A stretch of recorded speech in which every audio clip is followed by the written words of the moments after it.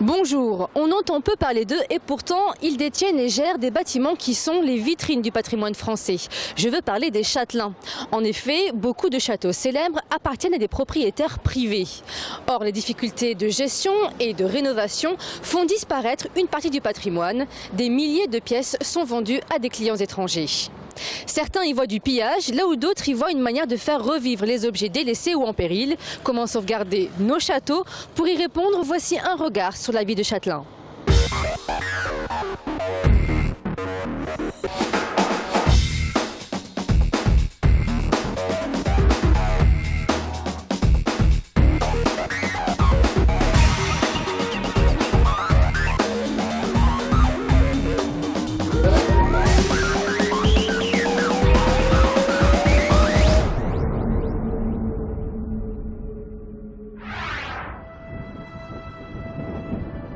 Ces portes dévoilent la caverne d'Ali Baba de Samuel Roger, un antiquaire yvelinois de 45 ans. Il dispose de 1800 mètres carrés d'exposition dans 3 bâtiments anciens et environ 8000 mètres carrés à l'extérieur. Nous avons environ 200 cheminées qui sont présentées ici et environ 400 objets de jardin, donc divers éléments d'architecture tels que des encadrements de portes, tels que des margelles de puits, telles que des colonnes, telles que des margelles de bassin. Donc au total, on a environ ici 600 pièces qui sont exposées et présentées à nos clients. En plus de 20 ans de carrière, il a revendu près de 3200 cheminées anciennes à des clients étrangers pour la majorité. Cette cheminée, derrière moi, est un exemple, un très joli exemple de ce qui se faisait à l'époque de Louis XIV. Donc c'est une cheminée en pierre, dite à trumeau, avec la hotte en pierre qui donc rejoint le plafond de la pièce. J'ai acquis cette cheminée auprès de propriétaires privés qui venaient d'acquérir eux-mêmes une partie des dépendances d'un château situé dans la région de Saint-Émilion en Aquitaine. Ils s'en séparent pour rénover leurs biens immobiliers. Cette cheminée a été dénichée sur Internet. De plus en plus de propriétaires font la même chose et ce type d'œuvre peut coûter très cher, comme cette statue en fonte de fer, estimée à la vente entre 28 et 30 000 euros. Autre exemple, une pièce monumentale a été achetée ici pour 200 000 euros. Une cheminée venant d'un château du Loir-et-Cher, elle datait de 1520 et pesait 6 à 7 tonnes. Pendant un temps, la question de son origine avait bloqué la vente par crainte de pillage d'un monument historique, mais Samuel a tout fait dans les règles et se voit plutôt comme un fervent artisan du rayonnement français à travers le monde. C'est un hommage que nous rendons à tous ces objets anciens qui, pour la plupart d'entre eux, s'ils ne sont pas acquis par des marchands comme nous, sont voués au péril, sont voués à l'abandon et à la perte ou à la destruction. Donc notre métier, c'est plutôt une aide à la conservation de ces objets anciens. D'après la loi de 1913, le ministère de la Culture protège et gère les monuments classés historiques. On en compte 43 000 dans l'Hexagone.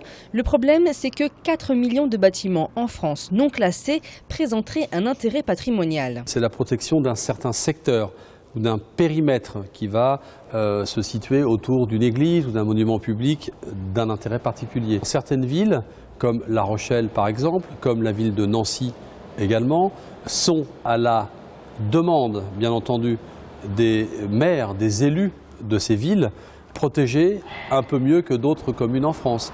Malgré cette loi, le patrimoine français se disperse. En 1990, des arrachages sauvages de boiseries et cheminées du château de Madame du Barry à Louvciennes avaient lancé la polémique. 20 ans plus tard, la situation est au même point. Les particuliers continuent de vendre des biens historiques à leur gré et souvent à l'étranger. Samuel Roger confirme que la majorité de ses clients ne sont pas français. Alors, nos clients sont américains, dorénavant depuis quelques années en Europe de l'Est. La plupart des pays européens, évidemment, sont nos clients également. Il nous arrive d'exporter vers les pays d'Asie, vers les pays de l'Orient ou de l'Extrême-Orient, cela arrive également. L'exportation représente pour origine environ 50% de son activité. À une cinquantaine de kilomètres de Paris, voici le château de Thoiry.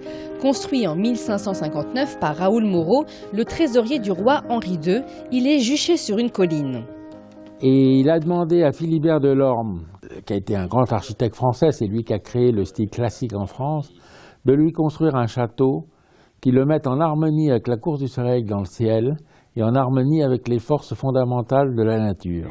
Ce château appartient à la famille de Lapanouse depuis des décennies.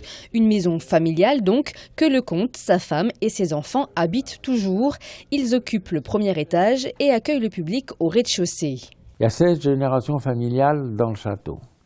Et que le 4e propriétaire de Thoiry, Marescot, je l'ai 7 fois dans mes grands-pères, 4 fois par mon père, 3 fois par ma mère à cause des mariages de cousins. Donc vraiment, on a nos racines ici. Être un châtelain pour le comte, c'est un métier, l'art d'accueillir et de satisfaire ses visiteurs. Un plaisir, mais aussi un besoin pour la survie du château. Il est sûr qu'à partir de 1789, la noblesse a renoncé à ses privilèges dans la nuit du 4 août et que le château a perdu sa fonction qui était celle de chef-lieu de canton ou de mairie des villages. Il s'est retrouvé être la maison de gens qui avaient une certaine fortune. Et d'ailleurs, beaucoup de châteaux se sont fermés à ce moment-là.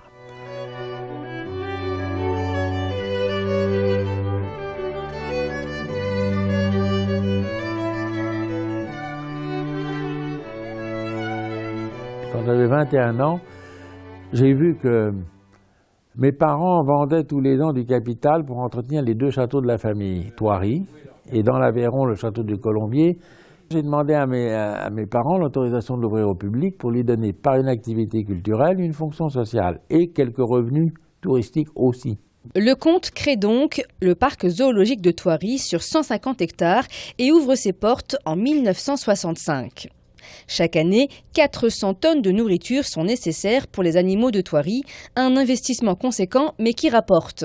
Car qu'ils en aient hérité ou qu'ils aient acheté leurs demeures historiques, les grands seigneurs à la tête de ces magnifiques demeures ont le même objectif que tout patron de petite entreprise, rentabiliser la société. Vraiment se mettre un château sur le dos, même pour 1 euro, c'est rentrer dans une aventure où on est toujours à courir après 3 sous. Rien que la taille, j'ai restauré les allées de tilleuls du côté nord-est. La taille coûte 20 000 € tous les 2 ou 3 ans. On a 14 km de taille à faire par an. Et ça repousse tous les ans. Je viens de refaire une partie du toit des anciennes écuries qui sont transformées en restaurant. 450 000 €. À cela s'ajoute la restauration du mobilier. Une tâche souvent très difficile, car les artisans capables de travailler des meubles anciens sont rares. Le fauteuil sur lequel je suis assis, les velours de Gênes étaient terriblement usés. Il a fallu 8 ans pour refaire exactement les soieries telles qu'elles étaient à l'origine. Pour compléter les ressources financières générées par le parc, des tournages de films ou la location des lieux pour des réceptions, mariages, séminaires ou même anniversaires sont proposés. Quand les visiteurs me remercient, ce qu'ils font très aimablement, je ne leur demande pas, mais je leur dis toujours, c'est moi qui dois vous remercier pour 2 choses. D'abord parce qu'en achetant votre billet, vous m'aidez à entretenir le territoire familial et à nous-mêmes, c'est vous donner un sens à notre vie. Autre spécificité, un phénomène que l'on ne voit qu'au solstice d'été et d'hiver, le lever et le coucher du soleil à travers le château.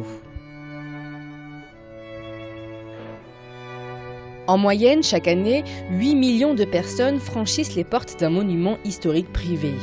Les Yvelines comptent 53 châteaux privés ou publics. Parmi les 12 châteaux privés les plus visités de France, on retrouve le château de Thoiry à la 2e place, avec près de 450 000 visiteurs par an. Un autre château yvelinois fait partie du palmarès, à la 12e place, le château de Breteuil. Son propriétaire attire 110 000 visiteurs. Le haut du podium est occupé par le château de Chenonceau, près de Blois sur le bord du Cher. Il compte plus de 800 000 visiteurs. Depuis la création du parc de Thoiry, plus de 21 millions de visiteurs ont arpenté les jardins avec ses 3500 arbres et découvert 800 animaux et 152 espèces différentes. Le château a demandé au ministère de la Culture de classer une partie du domaine au patrimoine historique français, à la fois pour la reconnaissance, mais aussi pour obtenir plus d'aide financière.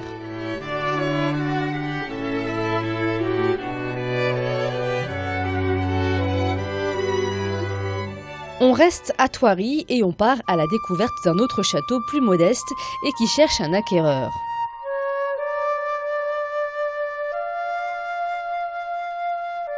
Bienvenue au château de Courgent.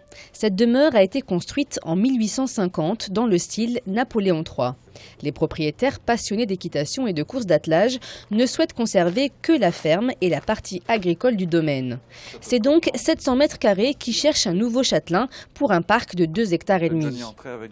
À la fin du 19e et au début du 20e siècle, le château appartenait aux Flamencs, une illustre famille d'artistes peintres. On est dans le grand calme. Ensuite, on va vers le grand salon, qui était en fait l'atelier d'artistes. Donc les énormes verrières qui sont tout à fait atypiques pour ce type de bâtisse. Cette fenêtre avait de petits volets multiples qui permettaient en fait de tamiser la lumière ou d'en donner un petit peu plus. Aujourd'hui, le château compte 8 chambres, une salle de billard, un sauna et un salon TV. En annexe, 2 chambres et un studio indépendant. La vente est estimée à près de 2 millions d'euros. On se retrouve avec des surfaces très importantes, avec des typologies extrêmement différentes de château en château. Et voilà, c'est ce qui fait la différence par rapport à une maison qui est grosso modo toujours avec les mêmes structures, entrée, salon, salle à manger, une cuisine, une ou 2 chambres en rez-de-chaussée et puis 3 chambres à l'étage. Il faut en moyenne 6 à 9 mois pour vendre un tel bien. Gérer un château est souvent une affaire de passion car les contraintes d'entretien et administratives transforment vite le cadeau en fardeau familial. C'est une vie de rêve. Vous voyez, en plus aujourd'hui il fait très beau, on est en plein été, on est dans les Yvelines, on est proche de Paris, on a l'impression d'être tout à fait autre part. Mais après il y a l'arrière du décor avec énormément d'entretien, avec des frais qui sont extrêmement importants. Aujourd'hui il y a bien plus d'étrangers que de Français qui visitent, parce que les Français aujourd'hui font attention où ils placent leurs sous. Et c'est une immobilisation importante de patrimoine. Et les Français sont plutôt en train de se désengager du patrimoine. Changement d'ambiance, changement d'époque. Nous sommes à Montfort-l'Amaury. Cet ancien relais de poste a complètement été remis au goût du jour, résolument plus moderne. Donc voici le hall d'entrée de cette jolie demeure. Vous avez un petit salon, un premier petit salon d'accueil avec un coin bar, une jolie cheminée. Le château de 2 étages est composé de 18 pièces, 1000 mètres carrés habitables, dont 700 mètres carrés pour la maison principale. En empruntant les escaliers, on découvre une cave voûtée creusée dans la roche. Puis la salle à manger avec vue sur la plaine de Montfort-l'Amaury et le salon. Et en passant par-dessus le porche, si vous me suivez, je vais vous faire découvrir une petite salle de cinéma. Voilà. Ce système de haute qualité sonore permet d'avoir une musique d'ambiance ou une musique un peu plus forte pour les soirées. Donc chaque pièce a son système de sonorisation incorporé dans les plafonds avec des télécommandes individuelles. Voilà, vous voyez, on peut passer d'une pièce à l'autre et garder l'ambiance musicale qu'on s'était choisie. Voilà. Voici donc la chambre d'amis, une petite maison d'amis, avec un beau lit à baldaquin. Vous pourrez regarder les jolies poutres qui correspondent à la structure du toit. Cette villa coûte 3,5 millions d'euros, sans compter les frais de notaire.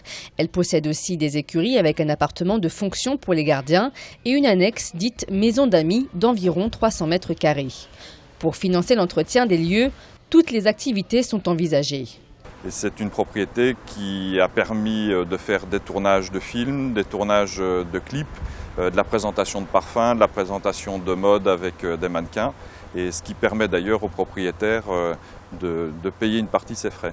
Généralement, on est plutôt sur des profils de cadres sup, cadres supérieurs, directeurs de société ou éventuellement des sociétés qui elles-mêmes font des investissements pour pouvoir faire des séminaires. Il y a de grosses sociétés qui, plutôt qu'aller à l'hôtel, ont besoin d'endroits comme celui-ci. Les propriétaires vendent pour des raisons économiques et à cause des contraintes fiscales. Selon la définition du fisc, les châtelains assujettis à l'ISF, l'impôt sur la fortune, sont riches. Eux se sentent plus privilégiés que fortunés et consacrent leur vie à faire partager leurs richesses.